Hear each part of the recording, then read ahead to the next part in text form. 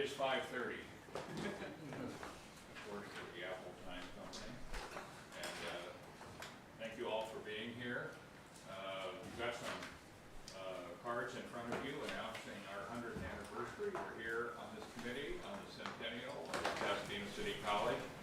And so happy birthday to you. I sing, but I'm not a choir master. And hello, Mark. And so you have a fulsome booklet here, and if you looked at it all online, you got it in perhaps more vivid color already. But this, I think, requires some study, and I think everybody can take home their book if they want, correct? So you don't have to tear your book apart, pull out the parts. You can take this book home and study with some of the parts, which we will discuss as we go on. So the time having arrived, shall we have the roll call? Dr. O'Connell? Here. Alan Bush? Brandon Lamar? Here. Justin Suey? Yes. Kevin Strauss? Here. Thank you. Lawrence Alvinson? Here. Thank you.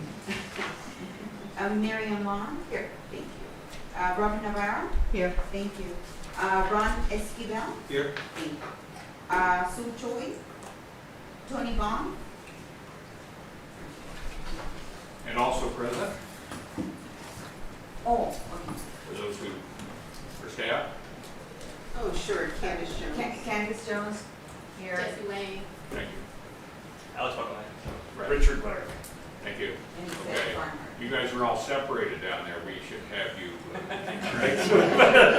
We're resources. Sort of like being, Wonderful body. being on the pulpit or something. So we will consider you the sages on the stage, I guess. Okay, and so we have no public here, I don't believe, so there's no comment on non-agenda items. And I assume that since we're going to look at the agenda and the order of it here, we have no comments for anything, so the time has now passed for any public comments. The minutes are in front of you in the book, and the first one is June 11th. And if you've had a chance to read them, I didn't find any fault with them, and I compliment Candace for the fulsome job she did. I think if you recall the discussion, fairly accurately reflecting the discussion and some of her remarks there, which she framed in the minutes. And it's a pretty good balance, I think, between executive brevity and usefulness. So it's good. So if any of you have any comments about that, it's fine. Otherwise, I would entertain a motion to approve the minutes. Are there any corrections that any of you saw? June 11th? No. Motion to approve? Ms. Vaughn? Okay. Second? Second. Navarro? Okay. Vaughn moves. Navarro seconds. All in favor? Aye. Any noes? Abstentions? Unanimously passed. There's a little blue separator, and then you can go to the special meeting of the committee, which we had to hear from the auditors.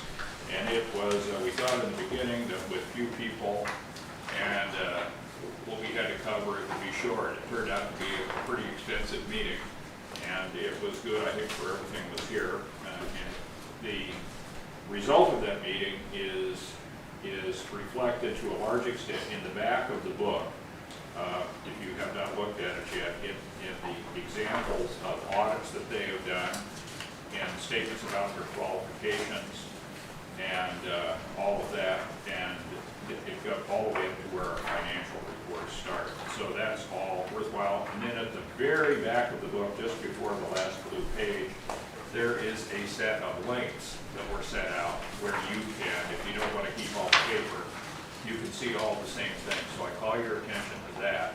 And there's only one link on there, I think, that I checked all of them, I think, and there was no, the one that goes to the AICPA standards. There, I don't know if there's a way we can see it. If you look at those, we only get the header page, and it promises to tell you all of the, as they pertain to us, all of the AICPA audit standards. which are what they reference several others in their discussion, but that's the one that they're really living by. And you have to have a password to get into that. So a request I would make, just to make that useful, is they've included that, so can we have a temporary password, username and password to get into that site in case anybody here wants to look at those standards.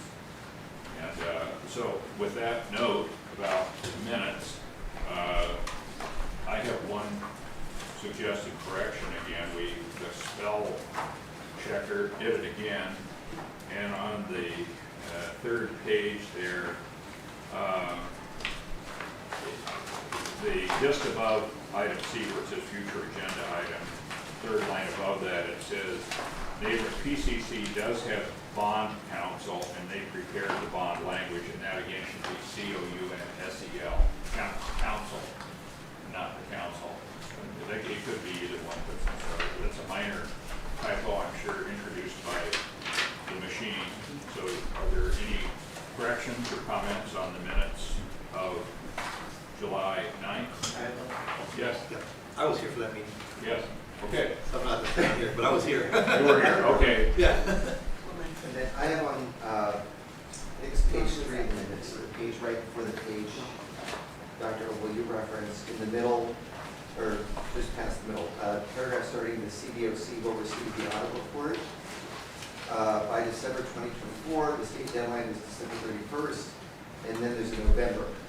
And I'm thinking November is just extraneous, needs to be removed, but I thought we should fix it. The state deadline is December 31st, November for the firm to file. Okay, we see that. What is it? Which is it? Is the state deadline? What is it? December or It's November? December. Pardon? December? Not November's. Okay, we'll strike November, and then we'll correct the attendance, correct council. Anything further? I think I was at the meeting that day. I'm not sure how the November gets in there, but I remember they talked about December 31st to be deadline, and then someone mentioned they want to hopefully see the audit reports in November. That someone was me. Yeah. That might be why that November date shows up on that. Yeah. Before it was submitted to the state, December 31st.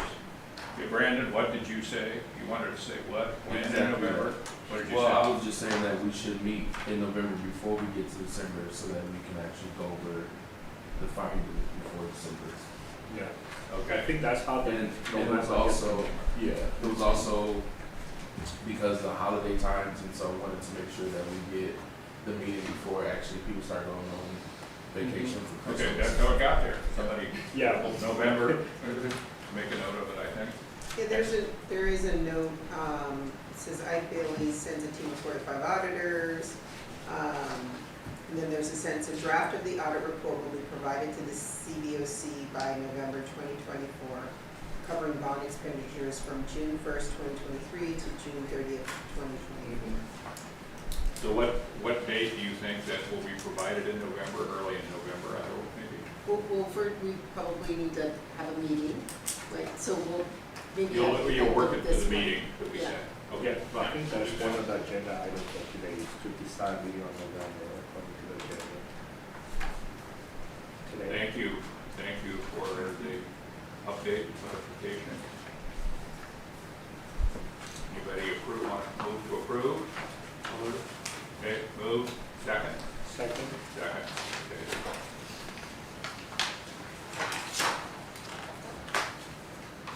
I did, before I go on, I forgot to say, what is it, Brent,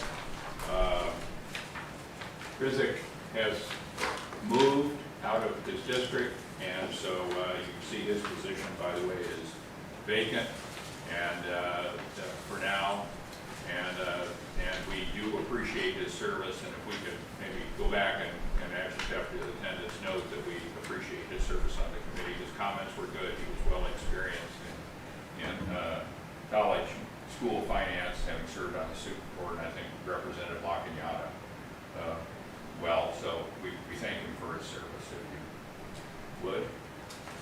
Okay, so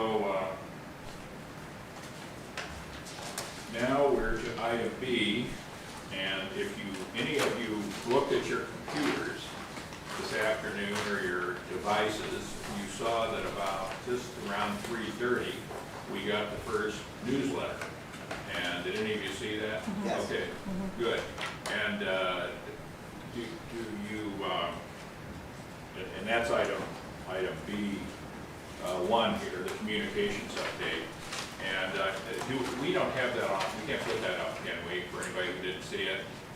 Anyway, I commend it to you. I think everybody here should have received it. Yeah. And do any of you have comments about it? Or do we have any further report? I mean, I think it speaks for itself. My view is it was very well done. I thought the illustrations of ongoing projects was good, and it actually works very well online, because if you click on it, it goes to this committee, and you can see who the members are and who they represent, and it explains a little bit about the work of it. So you're free to comment now, plus, minus suggestions for improvement. I thought it was quite informative and easy to read on a mobile device as well. So great job on that, actually. Super easy to, I mean, the visuals on it and the content, and there's quite a bit of content. Wow. Well done. So we pass that on to our editor, who we met, not last meeting, but I think a couple of meetings ago. Correct, Julie. She came, so if we can pass on our compliments unless there's objection. Somebody said it was great, so I second that. Okay. One other piece just relates that if you forwarded it to any of your constituents, there's a subscribe button at the very bottom. Yes, so yes. they can actually get signed up themselves. So we went ahead and proactively added all of you all. But as you guys are going out and talking, there's just forward the email that you received and then say subscribe at the bottom. Yeah, I almost wish we could broadcast this to all the taxpayers who are paying for this, because they wonder, it's good if they know. So, and I hope, is there going to be any, I guess is there any place left, can this be announced in the existence of this in the Pasadena Now or something like that? But a lot of people, I think there are more people reading Pasadena Now these days than are maybe even the Star News. So, Yeah, give the Star News to say where the link is. Sure. I can follow up with Juliana on that. You know, because it would be nice for people who aren't normally maybe getting these things to see where their money's going, and it's going to show up on their tax bill. So, okay. I have only one comment on that. I don't think I've gotten an email. I was just double checking. I'm wondering, have anybody gone through accessibility on the newsletter to make sure They're readable. they're readable? Like that. Oh, I read through it this afternoon, and it's hyperlinks and all that were embedded within that, within each section. Super easy, and it's constant contact, so it's pretty user friendly. Okay. I think is your question whether or not it meets the ADA requirements? Yeah, Yes. Okay. accessibility. So I assume, Can The say template that- is- yeah, it does, Yeah. and there are some real penalties for that now. So, Yeah, I just wanted to we're make the sure water that we have district, that. and we got to go back and check everything to make sure it all complies, and it's not that easy sometimes with the things. Okay, so let's go to the bond prioritization list, and that here is a wonderful report of the updated facility strategic master plan, and you can all see that in the book here. And if you read through it, I read through all of it, and I thought it read very well, and I just have a couple of comments.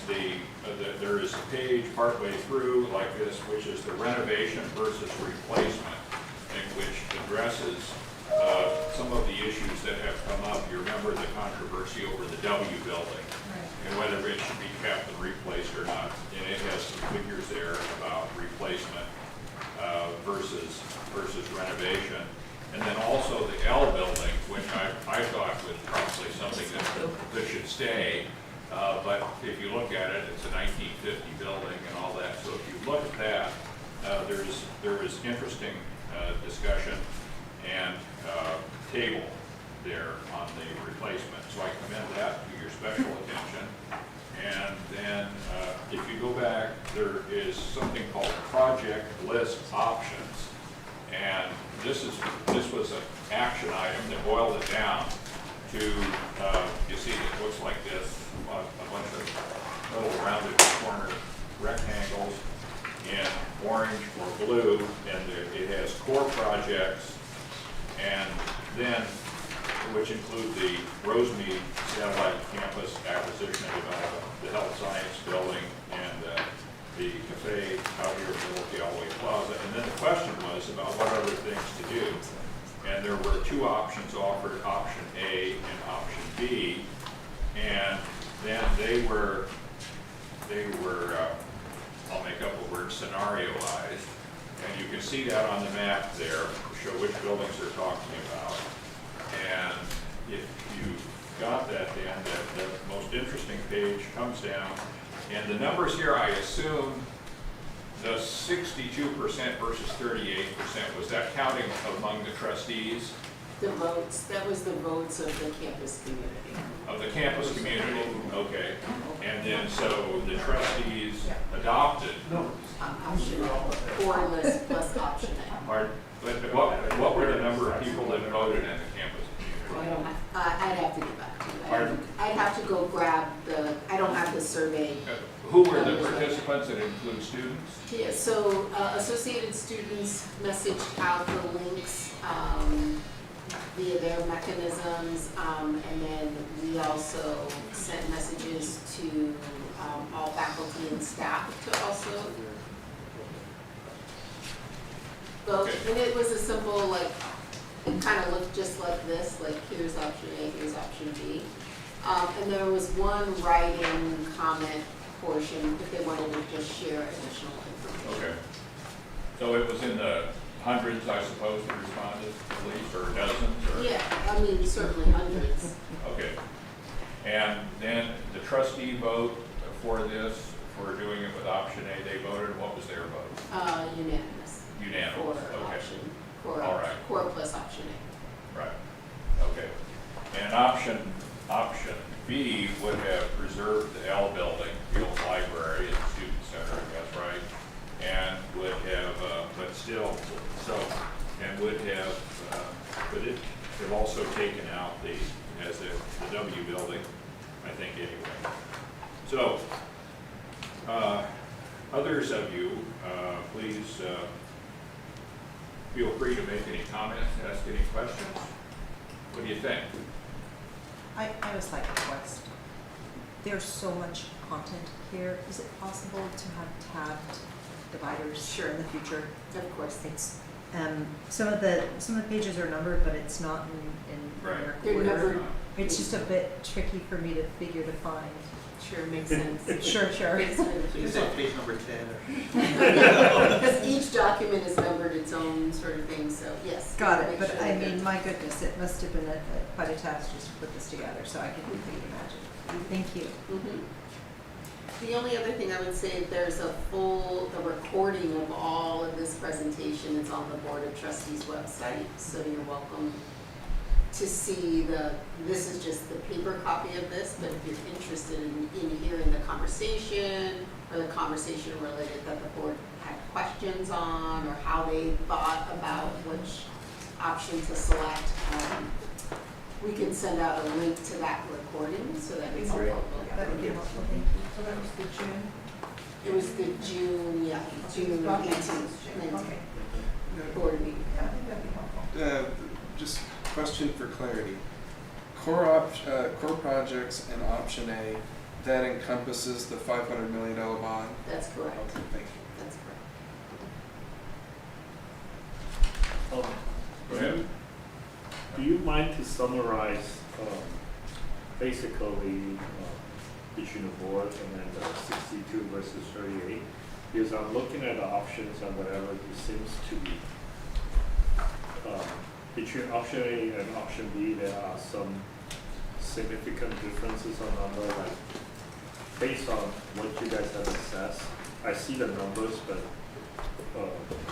like, what's the main differences that puts the people support behind it, 62%, or from a board perspective, they're going for option 8? I think the general feedback as you watch the recording is that option A, there was a feeling that option A gets us more.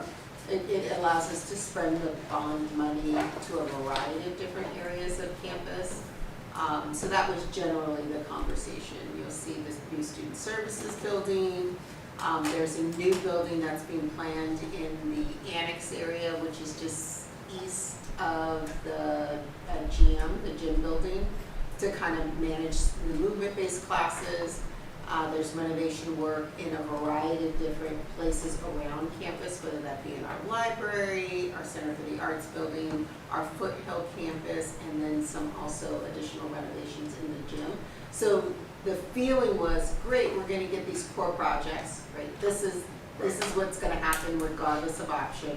And then how can we supplement within the remaining bond funding to do some additional pieces? And so the largest feedback is option A gives us the ability to spread the bond fundings more broadly around campus versus, and what was clear is that it's not that option B, like all of this work needs to happen, but we do need to prioritize the current bond funding piece.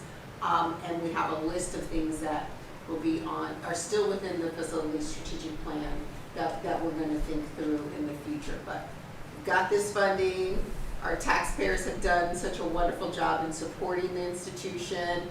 Let's pick a direction, let's start our work. So, but largely it spreads the bond funding a little bit more further across campus. Yeah, that was my question. So is option B a similar cost to option A? There were cost projections given for both. Okay. It seems like pretty obvious is option A encompasses for more spaces and stuff. Mm-hmm. I'm just wondering why is option B even there as the options? We always give options. They seem to be If we less ever say, space, just do this. less we're space, gonna- less projects. Well, no, I mean, there was a strategic sort of component in terms of combining core with B. So we would get a brand new Rosemead Satellite Campus, right? We have a brand new Health and Sciences building.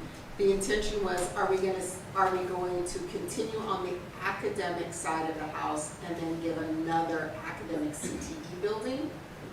So I would say option B reflects more of sort of academic focus, and option A has an academic focus plus some other sort of scaffold areas like student services building and some of these other renovation pieces. And they also just sort of fit based on, Richard's going to share a little bit too. Yeah, if I may, Ken. Please. If you look at A and D are both expressed in the original facilities master plan, and that bond dollars was almost 900 million. So basically these two options, there's everything that's expressed, but we have half the budget. So we're trying to work with the college and see what is the greatest need. And I think to Candace's point is student services felt like that's where we should be putting, or the college felt that's where we should be putting our dollars into updating the student services building for our students. So there is a big significant cost difference between option A and option B. There was a significant difference. I mean, remember, we only have a set amount of funding. Right. So both options, core plus A, managed within the Measure PCC bond funding, or core plus B, also managed manages, within okay. the bond funding. Okay. Makes sense. We just couldn't have core plus A plus B. Yeah. Or the bond would have been big. Yes. A lot bigger. On hindsight, we should have gone bigger, right? Okay, makes sense. Thank you. Go ahead. Just two questions. So I'm stepping back and I apologize. The facilities update last, I'm probably stating the obvious, that goes to each trustee Yes. as well, right? Okay. Back to this. So next steps, the first bullet talks about finalized sequencing based on adopted project list. I was just wondering if that was What page are you on? page 45 of The, that. Okay, let's get there. We'll get there. Okay. And it refers to the July meeting, so I'm just wondering if that. first one there. So yes, we presented at the July Board of Trustees meeting to have the finalized sequencing plan there. Okay, do we have that? It's near what it was here. It didn't seem necessary, like there weren't really any major adjustments to what we published here. And you will see that on page 39.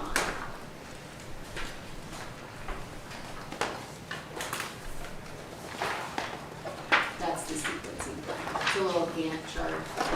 Yes. Okay, great, thank you. And so, and a lot of those, to note, was reflected in the minutes where the discussion was how much of the things this year and next year are gonna be soft costs, engineering and permitting and all that, so that's all consistent. This gives some more detail to it. Other comments or questions?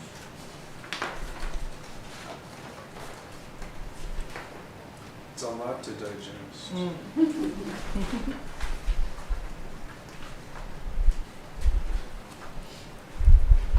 Okay, so, the next item is from the audit firm I. Bailey, the audit, some samples of their audits. And what this does not include, that they have also been asked to provide, but which is in your electronic information that you got for this meeting, and on the last page here are the links, are actual reports from Citrus College and Mount SAC of annual reports, of which we're supposed to produce one. So based on to report the activities of this committee and what we've done, what we think, and all that, it's there. And by the way, the one thing is I thought it was well reflected in the minutes. We've raised a question about whether or not bond lawyers didn't go out and make the ambit of the bond issue as wide as they could, so they could basically do anything they wanted under it. And what was reflected from what we were told last time was no, that it had been restricted and it had been tightened down somewhat compared to what goes on in a lot of bond issues. So that the plan that's here, I think if you look at the bond language and all that, and go back and read the bond language and look at the master plan, it all does, when I've looked at it, and maybe you, if the rest of you read it, you'll see some discrepancies, but that all seems consistent with it. And the thing that we're supposed to do here is to be sure that the money that's spent goes for things that are stated in the formal bond proposal, not necessarily in the public promotion and advertising, which has been the criticism that some of the people who come in to speak from the public say, well, you said you're going to do this, but it's really that. But that's the bond language is the formal document.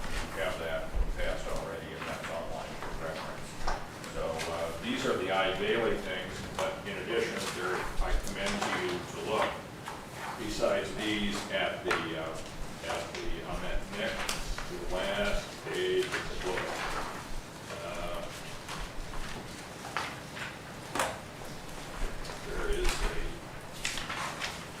There is this in mostly blue, looks like this.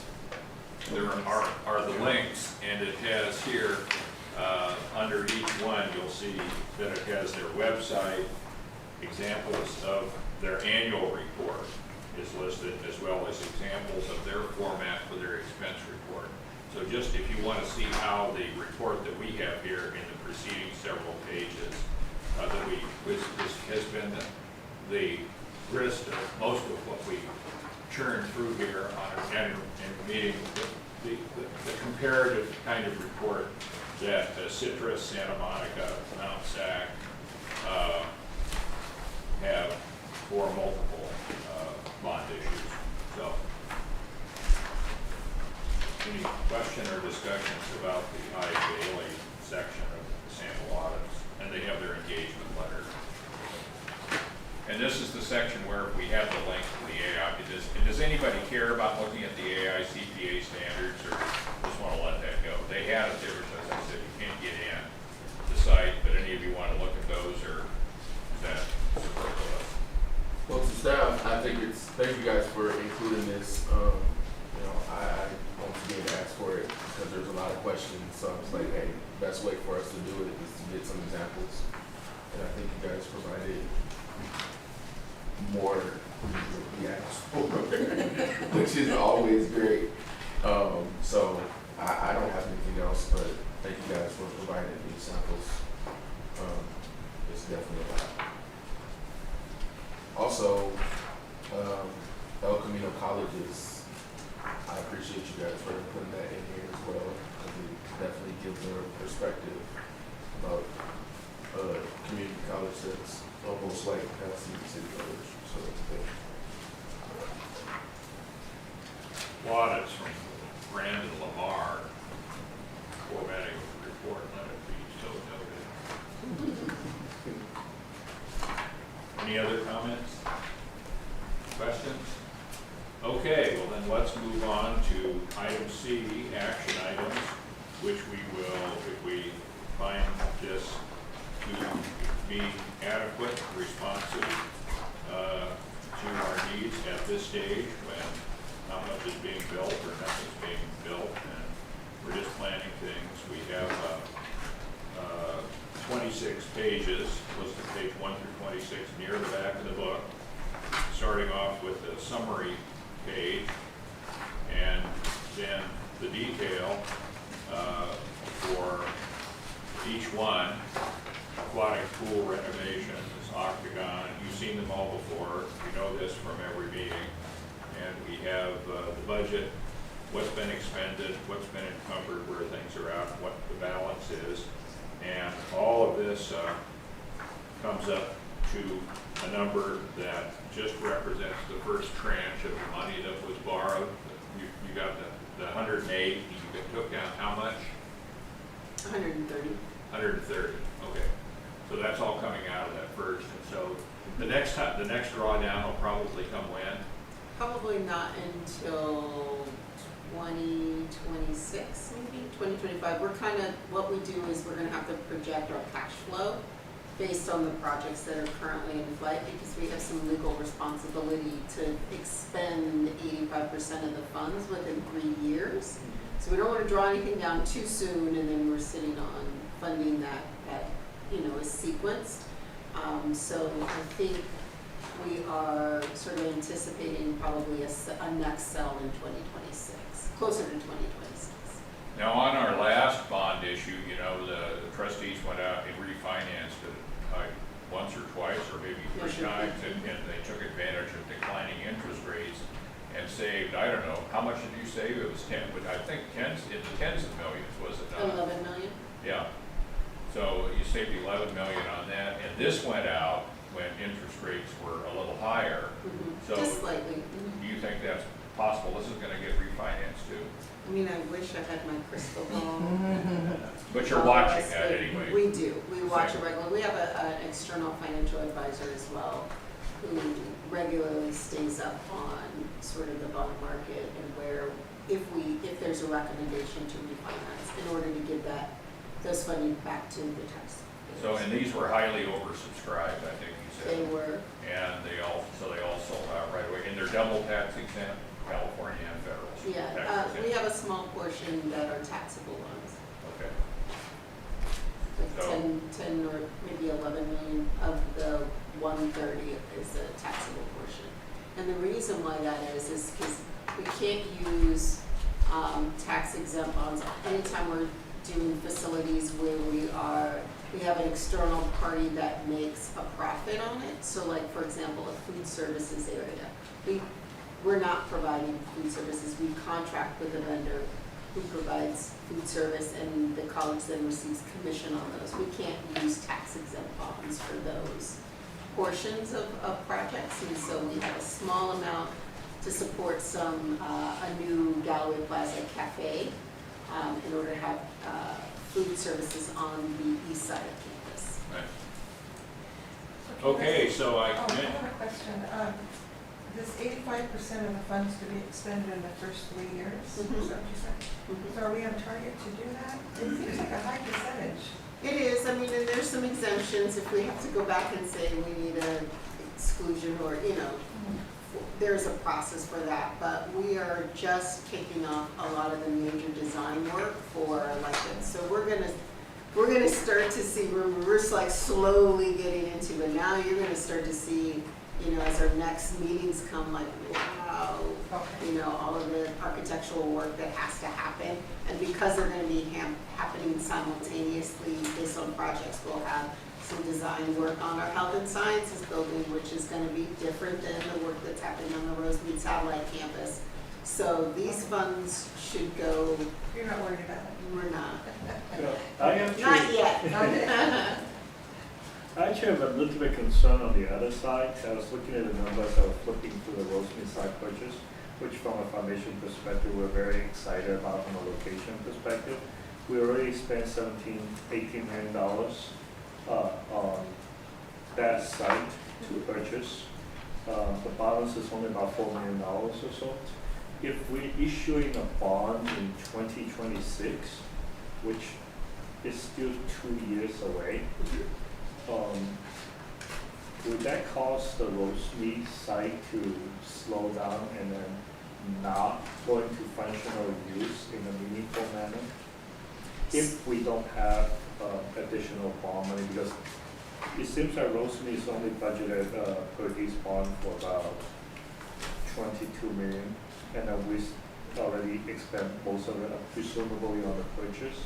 But there's still a lot of blanks items in the Rosemead side purchase, equipment, and other things that I'm assuming are the cost. Is that just gonna come from the general fund from the company, or is it going through the bonds? If it's the bonds, then does that mean that we cannot get those things equipped in the Rosemead campus until 2026? No, let me describe sort of the budget column here. These are just guesstimates to start. All of these pieces can be moved amongst the different projects based on what's happening. So you'll see there's $11 million budgeted for Galloway Plaza. If those funds, if that project is a little bit later, we could just move funds between these pieces to support different projects. But I'm gonna speak to a little bit of sort of the build out. Nothing is slowing Rosemead down. In the sense that construction in an educational context is slow. Right. It's going to take 2 years, a year, it's like 18 months, a year to 18 months just for us to get through the zoning process with the city of Rosemead, which we're concurrently doing right now. Then another year to get through the planning process on this campus, talking to all the constituents about what should go in a building, where, you know, and then the architects, they'll go talk to our community, then they build plans and conceptual drawings, and then another probably 18 months to 2 years in DSA approvals. So we are working, so maybe to Dr. Opal's first point, it doesn't look like there are, you know, shovels in the ground clearly right now, but there's an incredible amount of sort of not only programming work, but city work and then DSA work that's happening. And as it relates to funds, we can adjust where we're placing these funds at any given time. Okay. So do you mind to switch to page 20 of 26, the Rosemead site? I think a few pages down from here.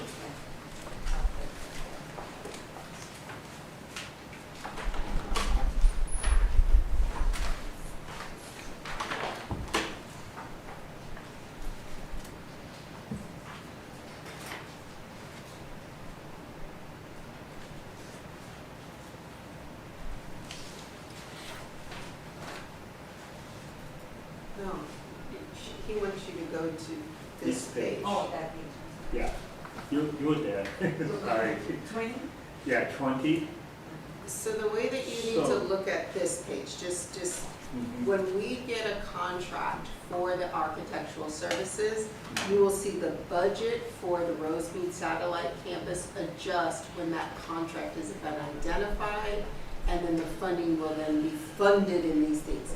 Those pieces aren't here today because we don't have a contract for architectural Okay, services. so they're not blank over here because we don't have the bond money for those purposes. It's just timeline-wise, next 2 years, we anticipate this is probably what we're gonna have to spend from a timeline perspective.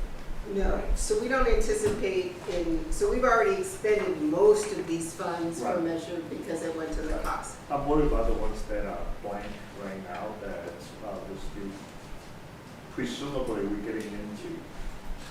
That's in the next phase of the bond issue, right? So when we get a contract Right.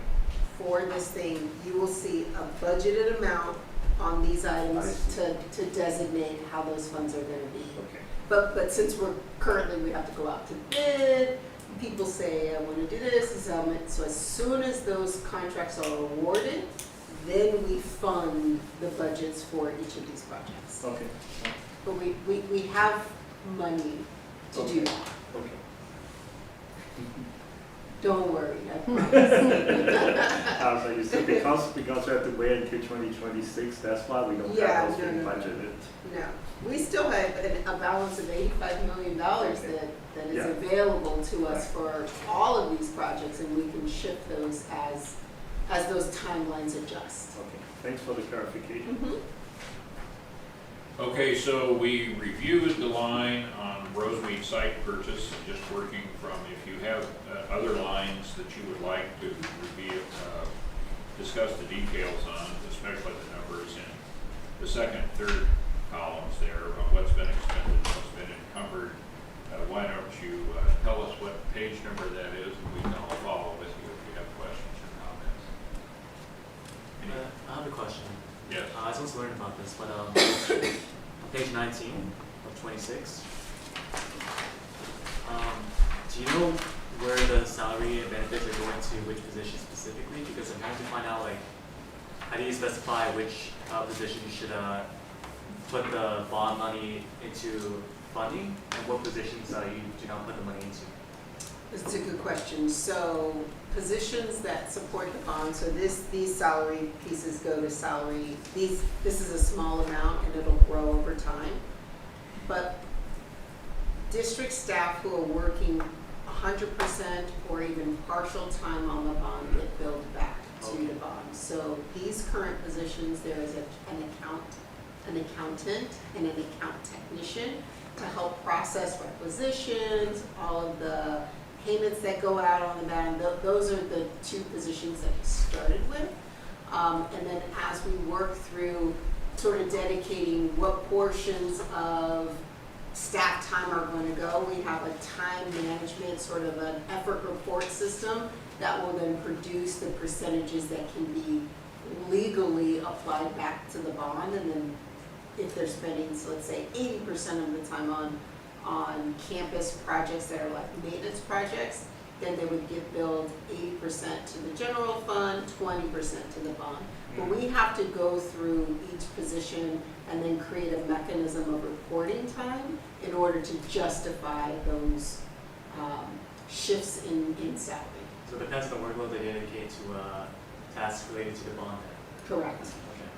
Correct. Scans. So again, a question that this is a sensitive spot, and Rosemead has always been of interest, I think, because it's so much money. And the other thing is we've had I think at every session concern about whether or not there might be any misallocation of support service money. And are you satisfied with that answer? Yeah, satisfied. Okay. Any other comments or lines you want to discuss? I mean, if he wasn't satisfied, what more was there to give? Well, we'd have to consider that. If it were a material thing and you thought that you didn't believe Candace, I guess we would have to ask the auditor to verify it. And I guess if you were really concerned and you thought the auditor, after all we've heard, was in the pocket of somebody, and there were large amounts of as does happen in politics sometimes, money flowing somewhere for inappropriate things, I guess we would say we want our own auditor separate from mine, and that's what we would ask for.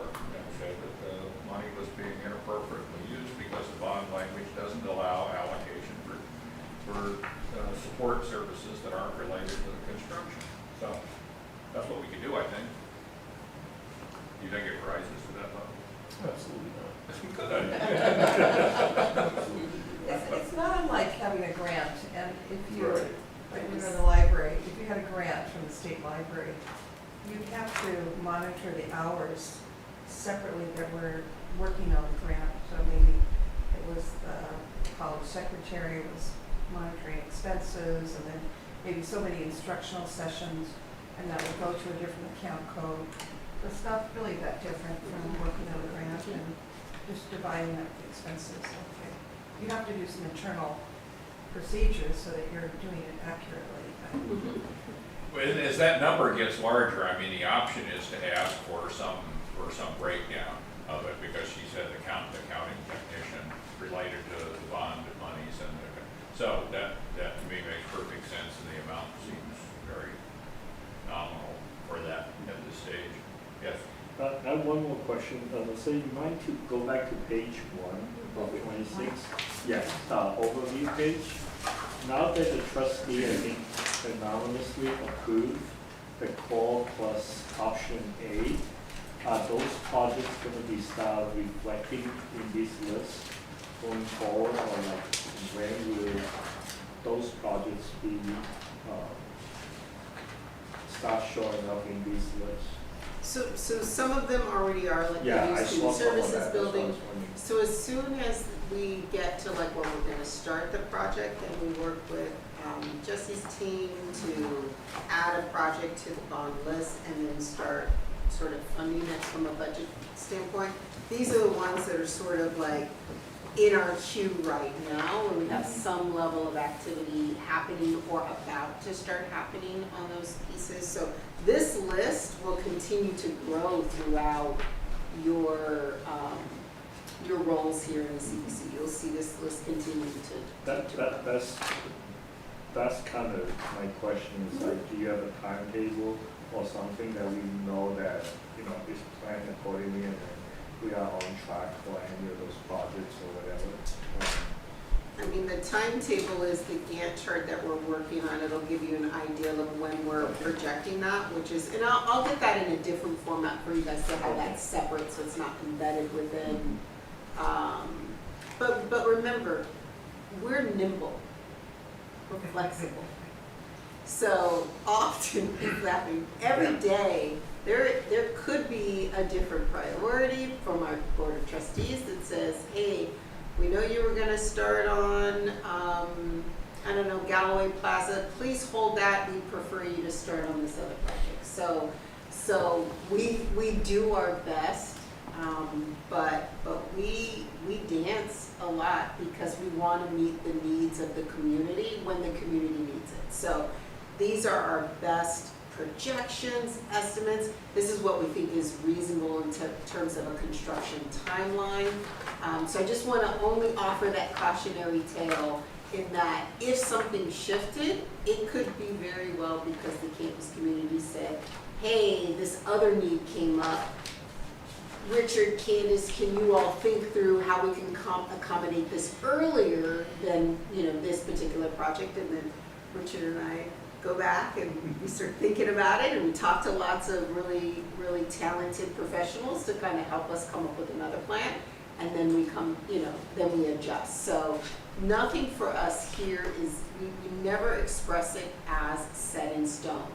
This is a living project that in 3 years, we could shift based on something else that, you know, the college has said, hey, our needs are actually on this particular aspect. Maybe the student services portion is going to be higher priority than our health and sciences building. I mean, so we serve at the pleasure of our board of trustees and the college community, and then do our best to make any adjustments in planning if those things happen.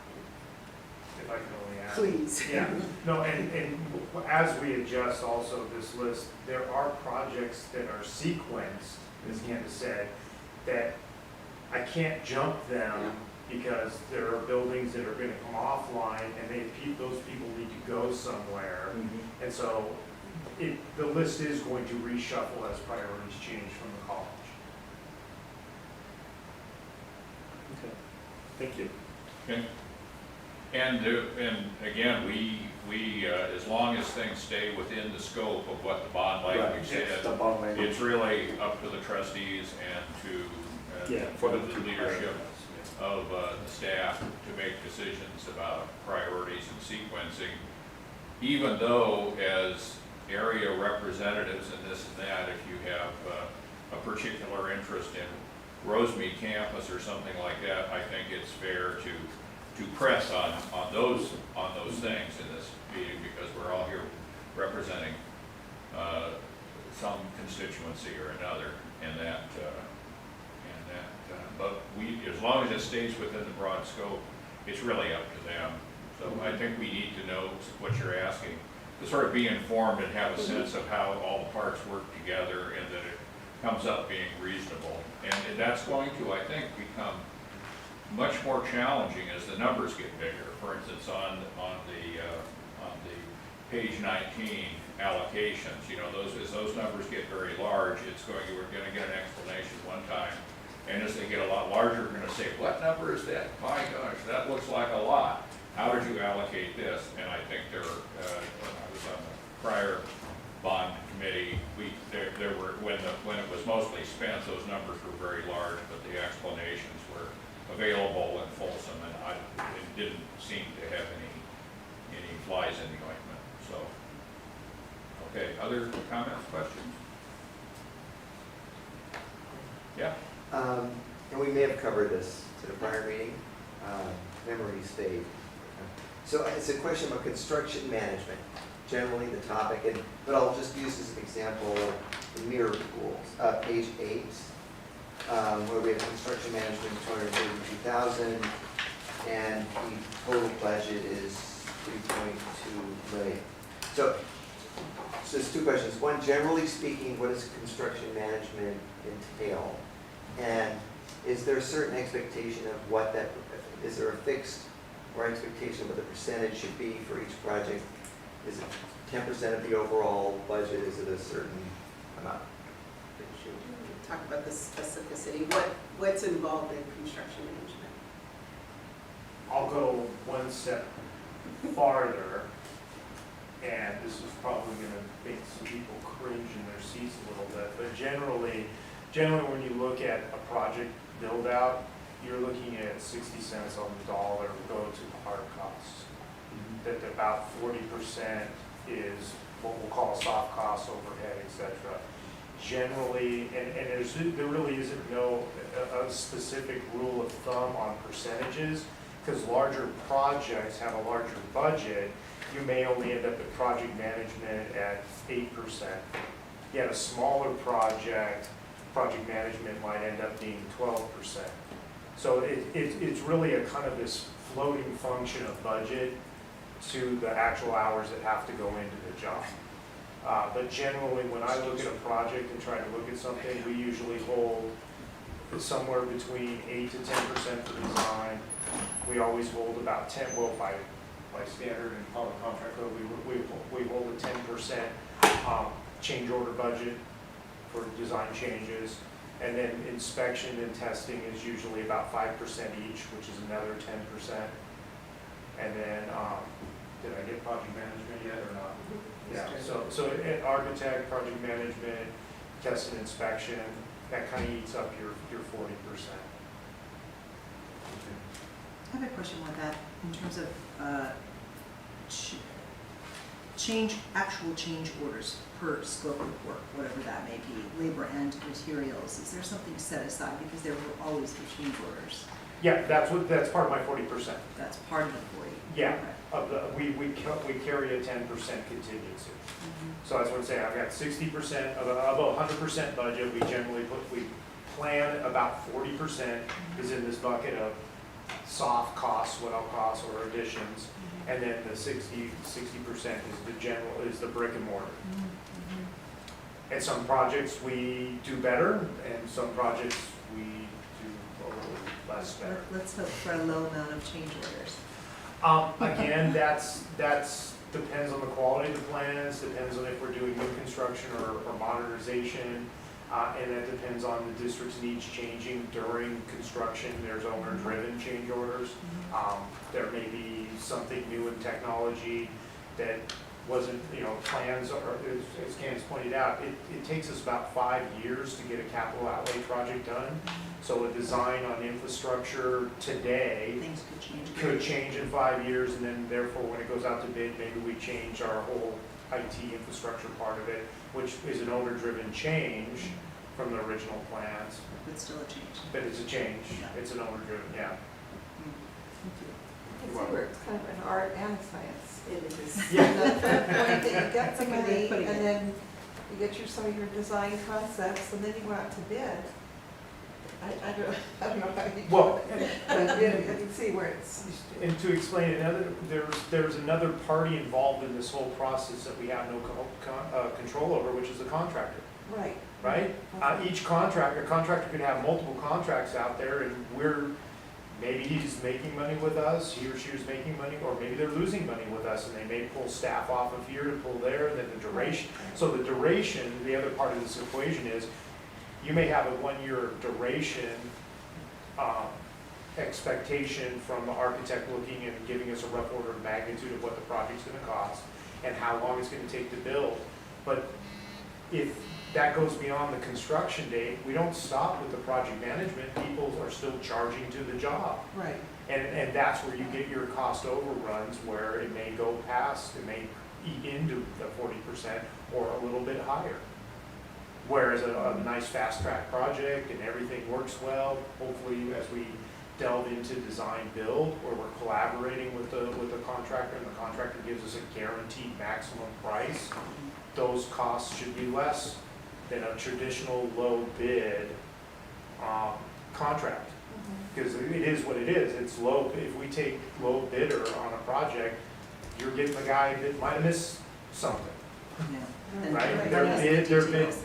yes, our legal counsel's always told us when we look at a bid tabulation on a low bid project, they say you should be looking at the second or third bidder in that tabulation, and that's probably what your project's really gonna cost you. So. Thank you, Richard. Other comments? Sound like we have some people who are experienced building or doing remodels, A little bit. change orders. Yeah, just a little bit. Okay, if there are any further comments or questions? If not, I'd entertain a motion to accept the financial report with the data, and if you'll notice on page 1 here, this data is as of September 18th, so it's hot off the press. It's a week old. And so entertain a motion to accept the expenditure report as presented. So Brandon moved. I'll second. Second, Bob. Okay. Thank you. All in favor? Noes? Abstentions? Okay, it's unanimously passed. Thank you. Now, we are decided already, the normal date for the next meeting would be in December. But as Brandon had mentioned previously, we wanted to meet again in November, so that'll be only 2 months from now. And we've got Thanksgiving coming up, and some people will be leaving perhaps early that week or receiving visitors or whatnot. And so I was looking at the week of the 18th, and normally we meet on a Thursday or alternatively on a Tuesday. So my question of you is, I guess, start out, and because people might want to leave earlier for the following week to get ahead of it, I was wondering what you would think about November 19th, Tuesday. Would that work for the staff, and would it work for all of you? What time would the meeting be? We normally have been doing them at 5:30 to be done by 7. Now we're meeting at 5, but it's a Zoom meeting, so I could be somewhere where I could connect, I could be here by Well, we can 5:30. change the time if you want. If you'd rather, we can go, I I'll suppose. be done by 5:30 if I could just, I guess I could just sit out on the campus and do that, you know. You could just reach out, we can find a location. Okay, for you. perfect, yeah, that would be great. I'll And do the one 5:30 more. would work. I have a conflict that week, commission meetings the third Tuesday of the month. Okay, I have a conflict that day as well. Thursday actually works best. for okay, me, how about the 21st? 21st? I would run a board meeting on that week. 20th? Wednesday, awesome. Wednesday works for me. I can't do it, I can't do it on the 20th because I have a water rate hearing. My irrigation board. Are Mondays feasible? Monday the 18th? Yeah, you wanna do it? For the 18th work? 18th Working, works. so, Monday the 18th? I can make it. sold. Okay, so we'll do it, Monday, November 18th. What time? And, Only one question, can we make that day tentative for now, because we still need to know if the auditor would have to draft, audit report for us on November 18th. well, they said they were gonna have it in November, and this is, well, this is past the middle of the month, so. I feel pretty confident though. Okay. If there's a problem, we will report that back, but I think the 18th would work. Yeah, Was there a time limit for that? yeah, do you still wanna do it at 5:30, or would you work better doing something like 4 o'clock? Partially would be 5:30, 4 Five o'clock should should be be fine. in. Yeah. Yeah. 5:30 is better for me. 5:30 Yeah. works great for me. That work for everybody? fine. Yeah. Okay, so 5:30 on Monday, November 18th, and we will, we'll have our package of expenses updated then, but probably we will spend most of our time with the regular agenda. And is there anything that you would like to propose for agenda items for that date? It's your opportunity if there's anything we're not covering. So I'm assuming we'll have the report ahead of time so that we can come prepared to discuss. We hope. Will the draft audit report be available ahead of As time? soon as we can get it to you all, we will. Okay. And if not, if it's not available until that day and it comes together, then I think we just, does it have to be distributed before the meeting? See, the challenge is for this meeting, it has to be released at the same time that the public also sees it. I can't just give it to you all and then the public doesn't, like, it has to be posted. Like, if we're gonna review it and you guys are gonna discuss it together, the public needs to have access to that document at the same time that you guys do. Even though it's still a draft report? Correct. Yeah, okay. Correct. So our intention would be, of course, to meet the 72-hour guideline for posting. But that doesn't, if we got it earlier, even if the meeting was on the 18th, we could post it. If we had it on the 13th and the agenda was solid, we could even post it earlier than the 72 hours just to get it online. Then you have it, the public has it.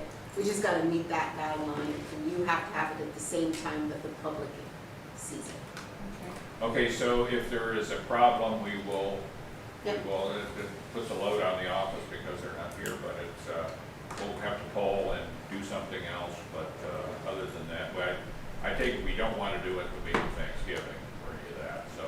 No. If we have to slip it, I guess we'll slip it into the following week, but it's not gonna work for everybody, so. Okay, so Monday the 19th, and any other, agenda items that you would like to include? Are there, we've had the tours, and I noticed one thing in looking at the annual reports, from some of the other colleges, one of the things that they highlighted was the visits they had made to various parts of the campus, which is obviously interesting to some, but also gives us a real sense of what it is. What we had one before our last meeting, the pre-meeting tours or any of that. Is there anything you would like to see? If you see our project list, and we've you know, we went out last time to look at one of the projects, and it was interesting, and we actually got to see two of them, and also the condition of the W building. So is there anything else that you would like the staff to show you? No, and that can be interior or exterior. And I commend to you, if you get here a little earlier, well, I like to get here a little earlier and then walk around the campus, and you get a sense of sort of what's going on, because doors are open and you can see this, and see people struggling to lift their bundles of clay and all that. And by the way, Jose Gomez, I talked to briefly today, and just as a aside, I don't know if you all know, but he's a wonderful ceramicist. And he and my daughter got into a discussion one evening about the ceramic museum in Claremont, and about throwing pots, and about the different kinds of clay, and the things the school is going through here in recycling clay and recycling old pots, and how you do that. So I found it was a very interesting thing, but I had never thought of President Jose Gomez as a guy who actually sat and threw pots and did all that, but he does. So anyway, is there any interest in any kind of a tour or anything the staff would like to commend to us as something that you might want to look at? Richard shared that we might be at a point to take you in a hard hat tour of Serafi. I'm just gonna ask. Oh, yes, okay. So would any of you be interested in seeing the new health sciences building, if we could get a dirty shoe tour of that? Sure. Okay. So would you be interested in doing that in November? Yes. Do that? Okay. So possible tour of the Serafian. I thought about thinking about the demolition of the L building, which where I started my career here. But are there going to be preserved items like that beautiful inscription outside the building? Has that been discussed? Well, I was gonna qualify it, but I won't, because then my boss would. I was Of course, no. When we sit down, I know that there is an expressed interest from the trustees of a derivative design, and we would always like to keep something from the building or incorporate some of the designs in there. So when we sit down, that is something that we would take a look at. Is it an architectural element? As you look at Serafian, we have that Art Deco, we call it mountains and snails or whatever it is. Yeah. And so the buildings have an architectural feel to them, and then if we can bring in an architectural element or salvage it or replicate it, we will try to do that. What I do want to say is, going forward, your meeting in 2025, we should be far enough along, we'll be in spring by then, right? We should be far enough along that you will be able to look out the window and kind of do a hard hat tour via the window on the mirror pools. And we should be close enough on Sexton Auditorium or Sexton Auditorium refresh. So that would be in spring, because both of those projects I'm trying to deliver before the graduation. Okay, So good. there are some other projects, and then like I said, the other things, I'd be more than happy to walk you through the campus at any time to see the condition and know that your bond dollars were needed. But a lot of these other things, like Candace said, when we go into design, there's not much to see. Right. But I do have those three projects. Serafian will be tidying up, mirror pools, and the Sexton Auditorium. So those Is the L building safely accessible for a last look tour if anybody wants to do it? Oh, absolutely. Yeah, that's what I said, any Currently existing serve building. our students Yeah. out of the L building. Okay, today. so would any of you like to, one of the major one of the projects that we'll have is the demolition of that, right? Which is Correct. scheduled for about when? I'll put my lawyer hat on and try to say that's at the will of the trustees. I mean, we have a schedule, like you said. There are some things that are going on. I can safely say it will be there until 2026. Okay, so there's no rush for that, so it would, Actually, this is a good opportunity because all the buildings will be open this Saturday. L building will not be Oh, there. okay. So the reason why we don't open all of the buildings, only the buildings that are open for construction, excuse me. Instruction on Saturdays will be open, but any of the buildings that are not open for instruction will be closed. And the reason why is we try to contain folks because there's an extra, when people are sort of wandering around campus, then there's we have crews that have to pull trash, clean areas, it just makes it difficult to keep track of that. So L building, since there aren't student services being served on Saturday, would be closed. But we have plenty of time to do, tours, but most of the event activity will happen in the quad area. So again, if you're super interested, we're gonna have a good time. Lots of kid games. Our headliner is Ozamati will come at 2:30 and play. We've got all sorts of cultural groups and events happening throughout the day. We've got taiko drummers. We've got African dancers and drummers that are going to come out with drums and teach kids how to play drums. It'll be really. We've got a mariachi that's going to be playing. A piñata with no bats, but ribbons, so the kids can, pull on that and have a really good time. Lots of kid-friendly games in the quad, inflatables. There's a lot that's going to happen. And then, of course, cake. Who can miss out with some Dots cupcakes? Oh, yeah. So it's going to be a big, picture. Fortunately, again, a lot of our dignitaries are going to be coming. So we'll have the mayor. It's going to be a party. We're going to have a good time. So if you get a chance to come between 11 and 3, thank you, Alex. Please stop by. Food trucks.